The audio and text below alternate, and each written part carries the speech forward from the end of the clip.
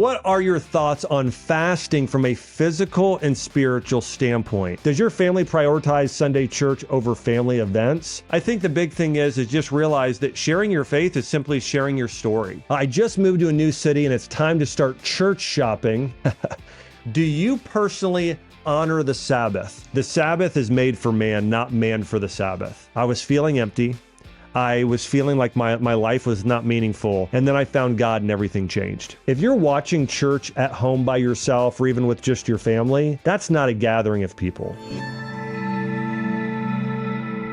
Welcome to the Growth Lab podcast. I am Dr. Josh Axe. I'm a graduate of Johns Hopkins University. I'm the founder of Ancient Nutrition, draxe.com, and leaders.com. And every week on this podcast, I cover the science behind how to grow.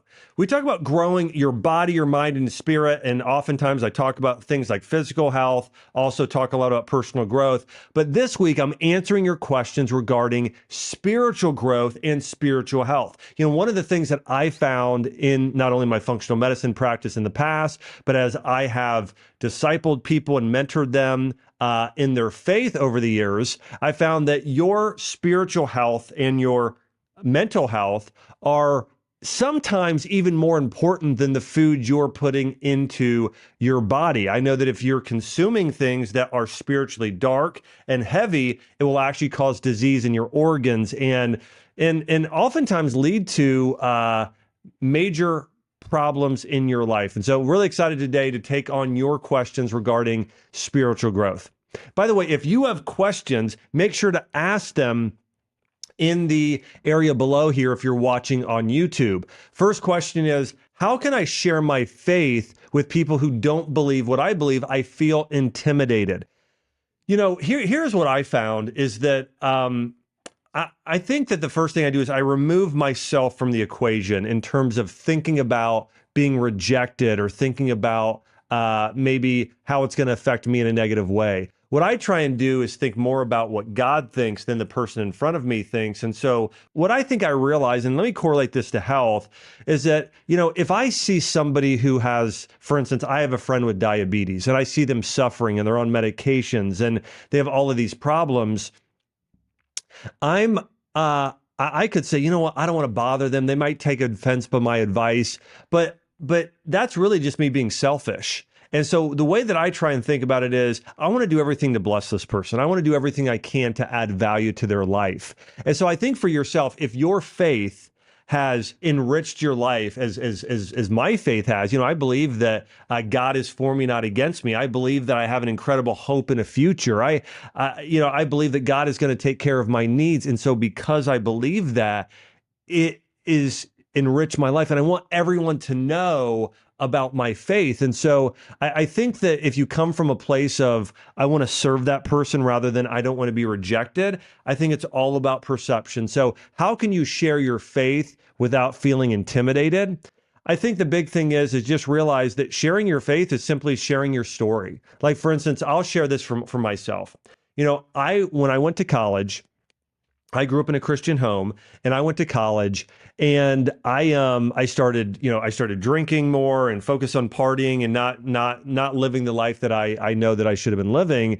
And I think during that time I realized, you know what, like I just feel empty inside. I feel like there's a hole in my heart. I don't feel like my life's significant. I don't feel worthy. And then I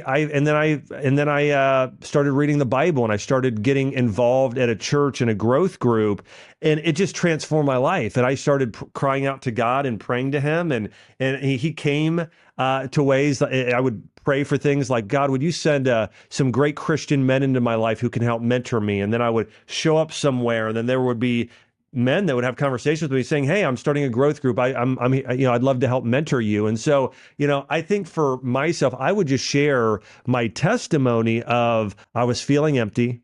I was feeling like my life was not meaningful. And then I found God and everything changed.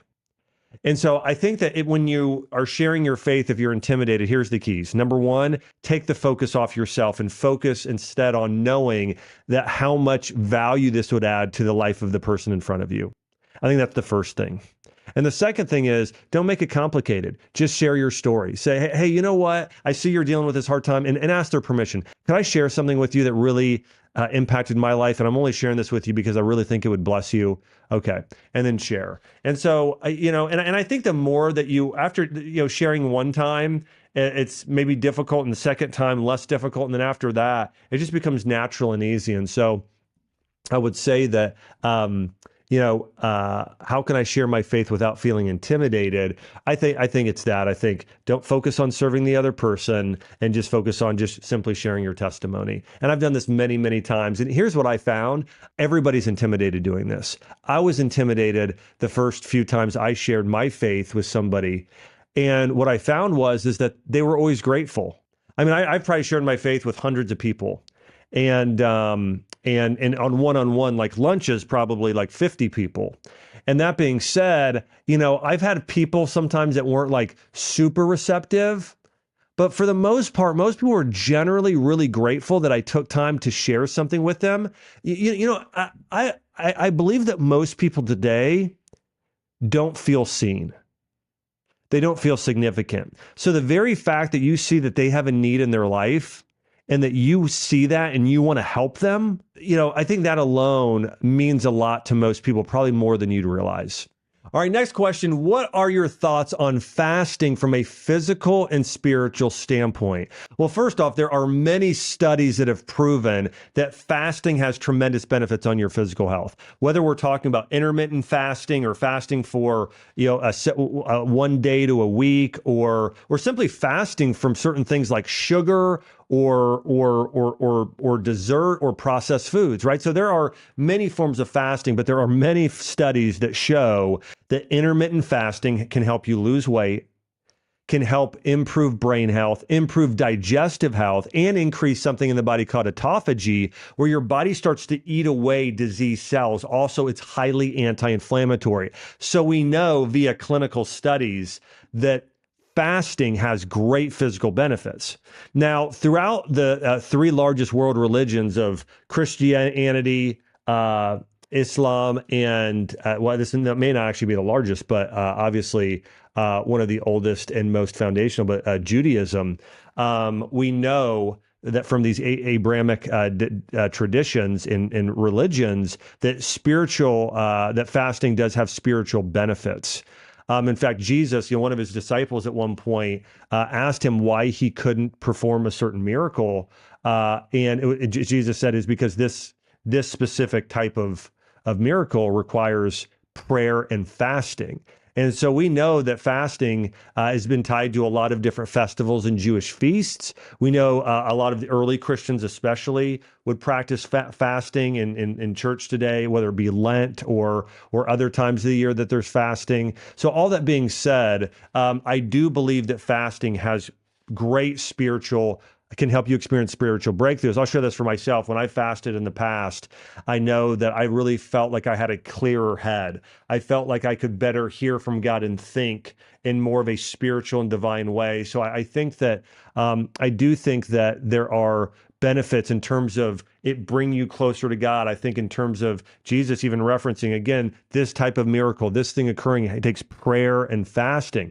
Chelsea and I, many years ago, did some fasting, and I know we were praying for some breakthroughs for ourselves and for other people, and we were able to see breakthroughs in the lives of others in terms of people being healed and some pretty amazing things. And so all that being said, I do believe and have experienced myself, fasting has tremendous physical benefits, but also tremendous benefits in terms of, I believe, spiritual growth. And the other thing I really believe about fasting that I noticed, I realize how weak I am when I fast.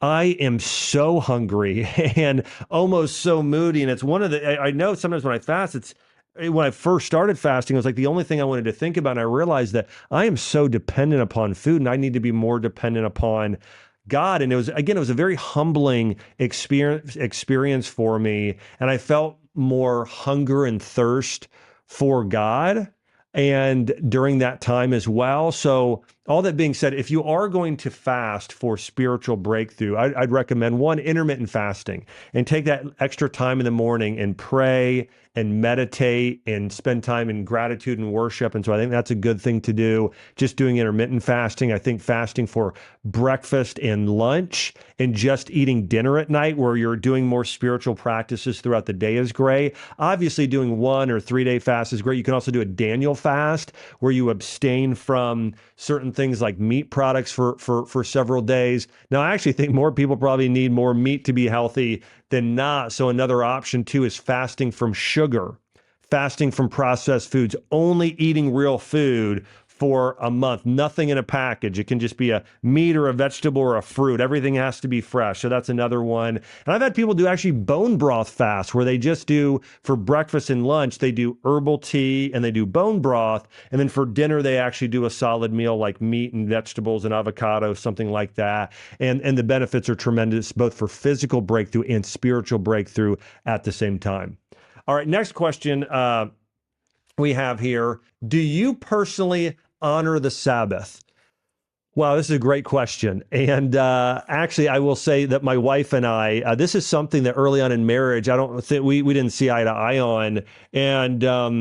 And so I know this really, I have studied the Sabbath tremendously. And let me share with you my belief about the Sabbath. Throughout my life, I definitely have at times, and I want to say that I haven't done this always, but I have observed the Sabbath and really kept it completely holy from my standpoint. Now, let me say my more Christian standpoint versus the Jewish standpoint of the Sabbath is a little bit different because where I start with the Sabbath is something that Jesus said. And it's, and Jesus said, the Sabbath is made for man, not man for the Sabbath, right? And so the way that I think about that is this, is that like for myself is a Sabbath is about God, number one. It's about family. It's about rest and rejuvenation. So those are the three things I think about. It's about God. It's about my family. And it's about rest and getting my battery recharged. And so what I do is I don't have a lot of rules around the Sabbath. I try not to work. I try to spend time with family and God on the Sabbath. So that's where my focus is on God and family. And then I try not to work. I try not to, do things, but I don't have a lot of hard set rules in terms of, for instance, I can't walk more than a mile on the Sabbath, right? There are some Jewish fences is what they'll call them, but Jewish laws around, well, on the Sabbath, you can't light a fire. And so I have a friend of mine who's Jewish, and when we go to his house, we won't light a flame on the stove, or he won't. I'll actually do it for him when he's cooking food, certain things like that. So when we're celebrating Shabbat with some of our Jewish friends. But all that being said, what I do on the Sabbath is I think the mindset is so important. The Sabbath is for us. God created the Sabbath for us to rest and get restored and rejuvenated, spend time with God and family. It should be, again, when you think of the Sabbath, it should be, wow, a day to get recharged. And so for our family, when I think about that, it's going to church on Sunday. It's doing brunch afterwards and enjoying some good family time. It's going out and playing with my daughter in the yard. It's maybe, taking an hour and just watching a movie and relaxing. It's having a great, fun dinner, and and then it's spending a little extra time maybe in worship or conversations about God and trying to make the things that I listen to and watch more spiritually strengthening that day. And so that's the way that I follow the Sabbath. And so I do I honor the Sabbath? I do my best to honor the Sabbath. For instance, I really try to not to speak on those days, whether it's Saturday or Sunday, depending on your beliefs. But I try whatever day I'm practicing Sabbath, Saturday or Sunday. And let me say this, I have a couple times over the years,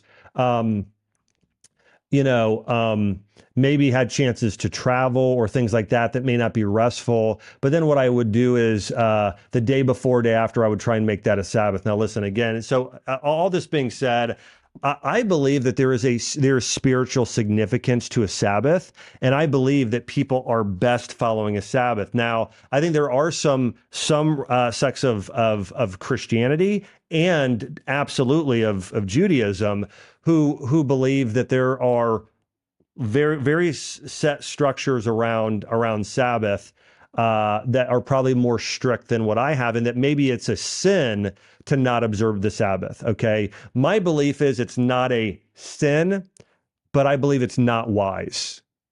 I believe you're more blessed, you're more rejuvenated, you have better relationship with your family and God if you take one day a week and it's all about God, all about family, all about rest. I believe you will be more blessed. I believe I have been more blessed when I have practiced Sabbath. So again, I don't want to say, and I'm not here to tell you it's a sin or not a sin. But I do believe it is a blessing and you will be blessed if you honor the Sabbath. So that's how I feel about it. But I think that mindset's important. That the Sabbath is, if it's we're about so many rules and so many restrictions that it's stressful, that's not restful. Structure it in a way to where it's restful and it's about God, family, and rest. Okay. Question here. I often have dinner with my boyfriend and his brother and his young son. None of them have the same Christian faith that I have. So I feel awkward asking if I can pray before dinner. Do you pray over meals when you are with non-spiritual friends and family? I do often. It's not every time. Let me give you an example. If I'm at a certain business meeting, and we've got 20 people at the table and it's just really not, it's loud. It's just not that type of environment. I won't always initiate prayer. But I do, if it's just me one-on-one with almost anybody, yes, I will pray. If it's with my family, yes, we'll pray before meals. Before I do my men's group, I pray before that. Oftentimes before my team and I kick off an event, we'll pray. And so, I am very committed to prayer. And with dinner, again, it goes back to this first question is, what I try and do is think about, this prayer is not just for me. That's kind of selfish. My prayers were, I want to serve and bless these people here at the table. And I'm serious when I say this. I have hardly ever in my life, maybe, let me say this, maybe it would happen 1 out of every 100 times, but probably less than that, where I've said, hey, can I bless this meal? And somebody was offended. I can't think, and I've said thousands of prayers at meals with in front of other people for other people, and maybe it's 1 in 1,000 where somebody's like, well, I'd rather not. I'm uncomfortable with that. Literally 1 in 1,000. So all that being said, I think that it shows courage. I think it shows character. I think it shows that you want to that you want to care for in the right way and bless the other people at the table. So, anyways, I would just say. That now listen, I would ask them, say, hey, is it okay with you if I pray and bless this meal? And if you're not uncomfortable with it, then I won't, right? So I think you can ask them and give them permission to say, yes, I'd love for you to bless this meal or not. And then you could always just, say a quiet prayer there by yourself. So anyways, I think that any chance you can get, listen, here's the other thing. My mindset oftentimes isn't, the focus is just sharing my faith. My focus is more, I want to bless these people. I believe, and by the way, it's the Jewish belief, absolutely, and some Christian beliefs as well, that your food, there's energy that is passed upon the food. There are actually studies on plants and certain things like water and different structures on if you're saying mean things to a plant or there's a negative energy towards it versus a positive, uplifting, classical music, praise and worship music, those sort of things. I personally believe it actually impacts plant structures, it impacts food, it impacts people. So I believe that the food you're going to eat actually is more blessed in a way, more healthy if you were praying for it. Now, listen, I don't believe if you're going to the church potluck and everybody's eating, white flour dinner rolls with margarine that you're praying for, and all of a sudden it's like, it's broccoli when you eat it. I don't believe that, but I do think there is an effect of blessing that happens when you are praying for your food and for other people. So all that being said, I would say do your best, but don't feel guilty if it's just not the right situation either. All right, another question here. I have felt stagnant in my faith lately. What are some ways to revitalize my spiritual life? Here's what I would say. Anytime that I've felt stagnant in my faith, there's a few things I really felt like have gotten me revitalized. One would be get around more people that are more spiritually fervent, that have a little bit more zealousness to their life. And so I think that if you can spend time around people that are on fire for God and ministering to the needs of others, serving the needs of other people, I think that that's the most uplifting. Is if again, similar thing, when studies show this, when you spend time around people that are disciplined, you become more disciplined. When you spend time around people that have a greater net worth than you monetarily, you'll make more money. There's studies on all of this. When you spend time around people that are more physically healthy, you become more physically healthy. So the very same principle will apply. If you are not feeling spiritually fervent or motivated or inspired, hang around inspired people spiritually. And when you do that, it's like a flame. It's like, you'll be lit on fire. So that's my number one piece of advice. Number two, show up. Go to church or synagogue, okay, on Saturday or Sunday. So go to a worship event, and then go to a second one in the middle of a week, like on a Wednesday. Like when I was growing up, we would go to church, Sunday school, and then I would go to a Wednesday night growth group or service, and then we would do praise and worship. And so that's another thing too, is I would do praise and worship, and there was something about that was so energizing to me as well. So I would say spending more time in praise and worship and singing out loud can really light you on fire. And then I think reading about people that are spiritually on fire. I think that there are a lot of spiritual growth books that kind of talk about general theologies or ways of life. But I think if you read about someone like Mother Teresa or St. Francis of Assisi or Billy Graham or, these incredible people that were passionate about their faith, I think that's revitalizing and inspiring.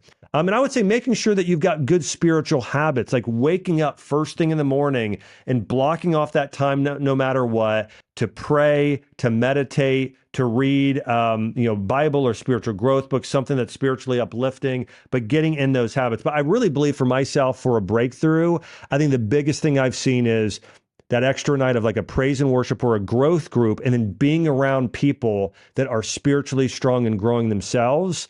That's what I've found for myself to help me get unstuck in my faith. I've heard you say that prayer affects your health and body. How is that? What does it do to your physical body? Now, listen, I'm going to answer this question in two ways. I'm going to answer it via rational thought in the natural, and I'm going to answer it in the unseen via the supernatural. So prayer affects the health and body according to studies. And I believe it affects people positively because they're focusing on that thing they want. There's a process of visualization, which has been shown in certain studies to increase the likelihood of the outcome. So when you pray, you're praying for, let's say, yourself healing, okay? And maybe there's a level of you're saying it and you're picturing yourself healed so there is something rational and physiological we know that happens when your body gets a mental picture and a vision where your body neurologically starts making those things happen. So there are very rational thoughts to prayer. I think there are, talking metaphysics, if we talk about energy, I talked about this earlier, I believe that, listen, think about this.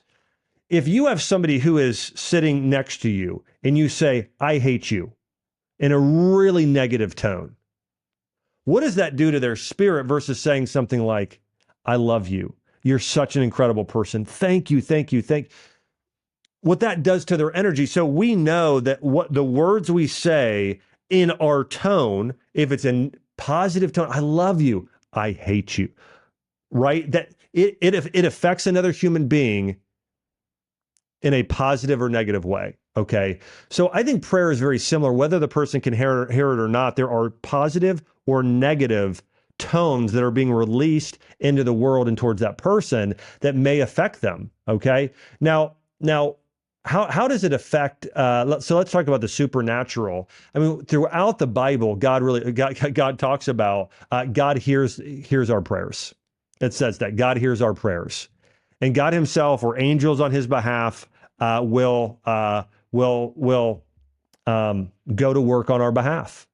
And so we know that there is a supernatural realm. It's like you can't see the wind, but it's there. I mean, we know that there has to be something that's actually operating and creating these our physical bodies, the things we see. And I think about the spiritual world a little like this, or here's an example. My body right now, there is something that's animating me. What's the difference between me right now, or if I died immediately and my body is sitting right there? What's the difference? There's no spirit. Everything could be pretty much identical. There's no spirit. So all that being said, I think that prayer affects our health and our body in a very rational manner. But more than that, I believe it's a supernatural in terms of God saying God, and prayer really should be seen as a two-way communication between us and God. Oftentimes I think when people pray, they think that they're saying words to God and then that's it. But the way that I think about it is this: how does the Spirit speak?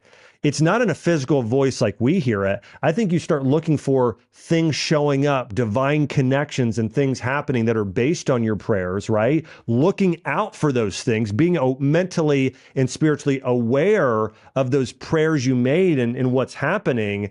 And also, I think when I think about prayer, I think when I think about things that are spiritual, it's more like a thought.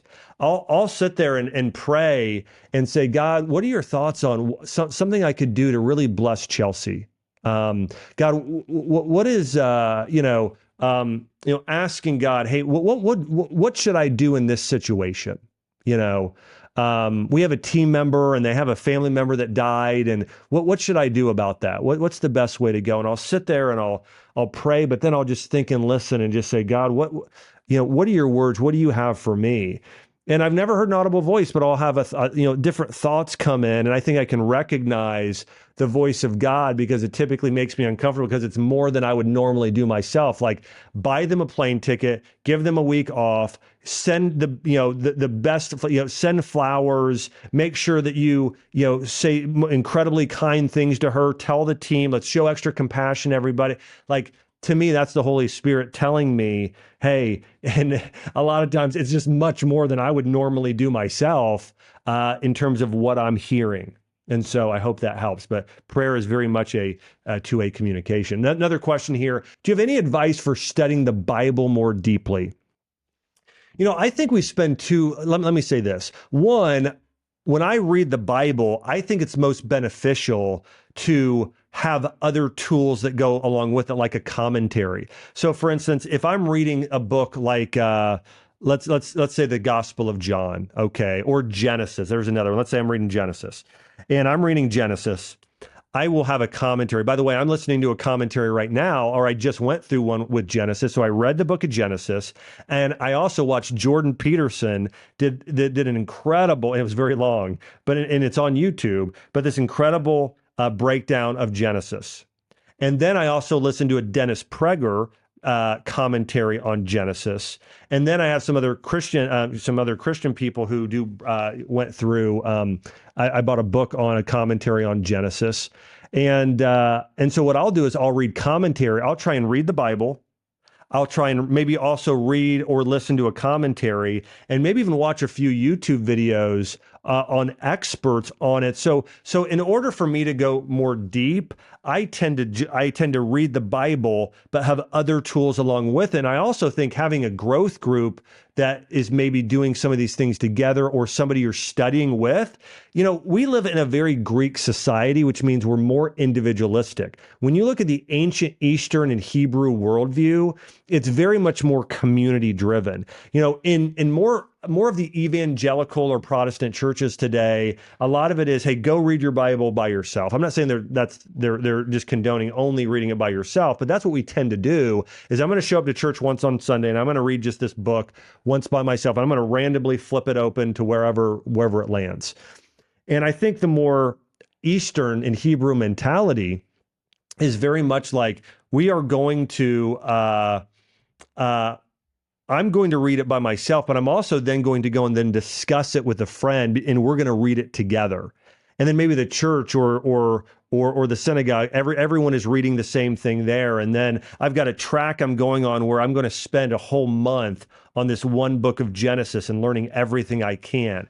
So I think if you're going to go deeper, you should go deeper, not just yourself, but if you can, find one other person to go deeper with you. And I think commit not to just to reading the Bible, but hearing what other experts say about it as a commentary. And for me, that's been very, very enriching in a way that I've come to know the Bible much, much more deeply. All right, a few more questions. Do you read the Bible and pray alone or with your wife and daughter? Now, let me say this. Most of the time I do it alone.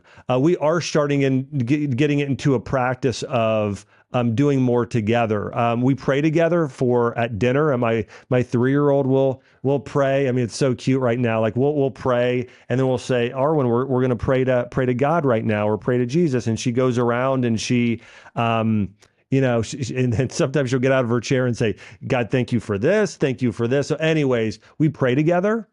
I do think there are tremendous benefits of reading the Bible together or reading a book together. Chelsea and I have done this on occasion where we said, hey, let's read a book together, and we'll read it. And on our date nights, we'll discuss it. So I do think that that's a great, great thing to do. Another question. My husband recently came to me and told me he feels far from God right now. What encouragement would you give to someone who feels like this? I think what I try and do is I try and set up situations for people to where they can, that would allow them to choose to draw closer themselves. And so encouraging them and saying, even for yourself, hey, I would love to go to church. I would love to go to this conference, and I'd love for you to come with me. You don't have to, but I'd love for you to come with me, right? So I think that, and then I also think encouraging your husband to join a community of another group of men that are iron sharpens iron. I think that's the biggest flaw I see for men right now. Why husbands and other men feel far from God is because they're solo, or they're hanging out just with other men who aren't seeking God and pursuing a relationship or growing in their faith and religion. And so all that being said, the greatest thing you could do is somehow encourage him to hang out with other godly men. That is the single thing that will help him grow the most. In addition to that, encouraging him to go to things. But again, I think there has to be this thing where it's like men want to follow other men they respect and admire.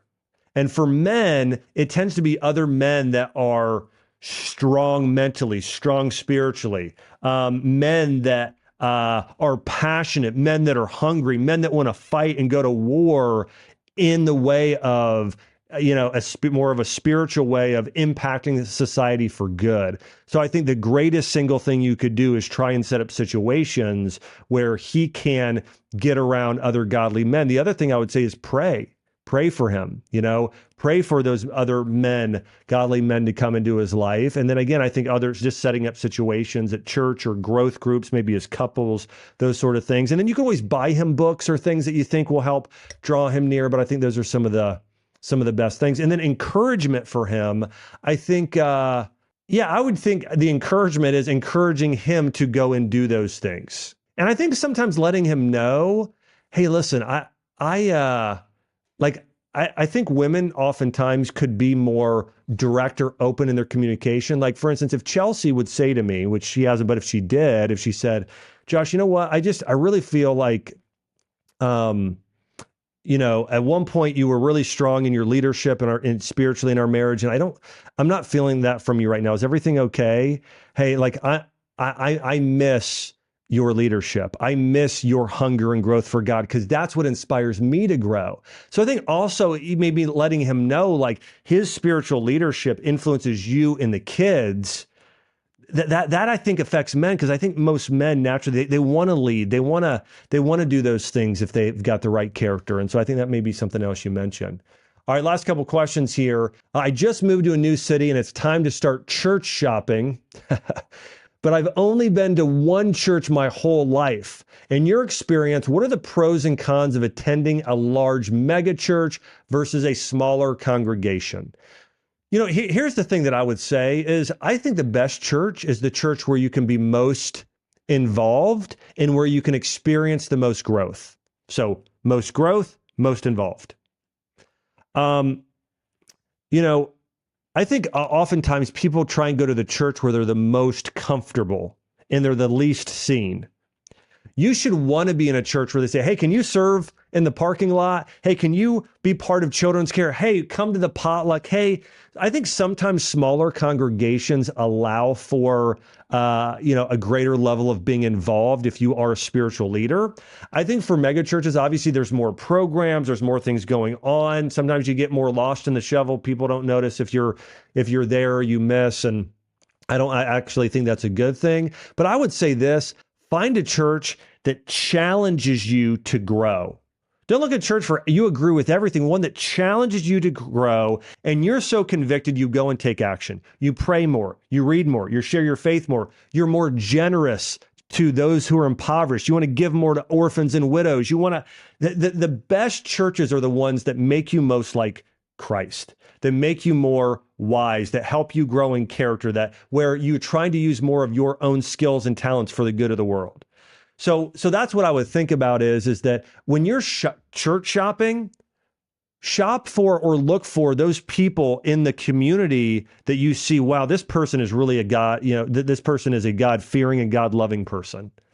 And you can often tell what sort of churches are discipling and creating those types of individuals. So whether it's large or small, I don't really think that's as important. I do think that not only going to church, but being part of a growth group where you meet one other night a week or day a week, I think that is tremendous for growth. In fact, I think more growth happens there oftentimes than Sundays. So I would actually try and be part of a church where you can definitely be involved in one of those groups outside of just one day a week. Does your family prioritize Sunday church over family events?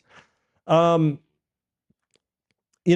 think that for us, my family is so faith driven. And so I think for us is that we, even if we're having a family event, we are praying, we're talking about God. We are a very fervent, a fervent family when it comes to our faith. And so I think that prioritizing church over family events generally is probably a good thing. Last question. How important is it to attend church in person versus online? I think it's much better to attend in person. I think online, it's not the same effect. I think we're meant to be, I think the church, let me actually go back to the definition. Church in the New Testament is actually known as the ecclesia, okay? Ekklesia. Or ecclesia, as some people call it. So and part of that meaning is gathering, a gathering of people. If you're watching church at home by yourself, or even with just your family, that's not a gathering of people. Okay. Even if we go back to again what Christianity stemmed from, Judaism. The synagogue, people were meeting in person. They weren't doing it at their house by themselves. It was a gathering of people that were purpose-driven to worship God together, to learn about God together, to then to leave and serve others together. So I believe, listen, if you, for some reason, you are sick with a cold or flu, and hey, watch it online. Absolutely 100%. But I would encourage everybody to commit to going to church in person. And listen, I've done church at home or watched it online, and I've done it in person. And like when Chelsea gives birth, a month after, a lot of times we're at home and we're huddled in and we're watching online. But I do think in person is hands down, not even close. That's what you want to do, because that's the original meaning. It's the ecclesia. It's the gathering in person. And that could be on Sundays. It could be on Saturdays. It could be on Mondays nights. But I do think it's an in-person thing that's happening with a group of people on purpose to worship and honor God and learn and grow in Him.